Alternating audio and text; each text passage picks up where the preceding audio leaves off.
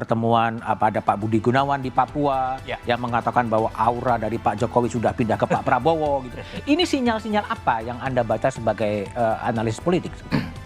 Catatan kaki saya, memang ada kesepahaman antara dua tokoh bangsa ini berkaitan dengan siapa yang dianggap sebagai penerus tradisi Pak Jokowi.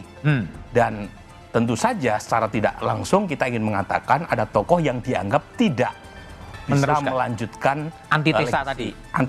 Okay. Dan ada nama lain yang dianggap bisa meneruskan tradisi politik pemerintahan Pak Jokowi dalam rahim ideologis nasionalisme tadi. Bisa Ganjar Pranowo, bisa Pak Prabowo Subianto. Nah itu kira-kira yang saya baca. Artinya dalam bacaan Anda digabungkan antara Pak Prabowo dan Ganjar? Kalau menurut saya terlalu dini untuk digabungkan. Terlalu dini? Nah, ide munculnya menggabungkan antara Ganjar dan Pak Prabowo atau sebaliknya Pak Prabowo dengan Ganjar itu kan munculnya bulan November 2022 ketika survei Anies Baswedan itu melejit nomor 2 dan mengancam Ganjar Pranowo di peringkat pertama.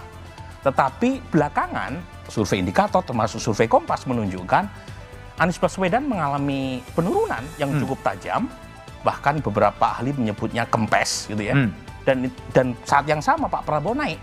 Oke. Dan naiknya Pak Prabowo salah satunya adalah mulai mengalirnya pendukung Pak Jokowi ke Pak Prabowo Subianto. Oke. Nah kalau misalnya Pak Prabowo menguat dan Ganjar Pranowo juga masih stabil peringkat pertama atau kedua, saya kira agenda untuk menduetkan dua tokoh ini menjadi opsi paling akhir ketika misalnya Anies Baswedan dianggap mengancam.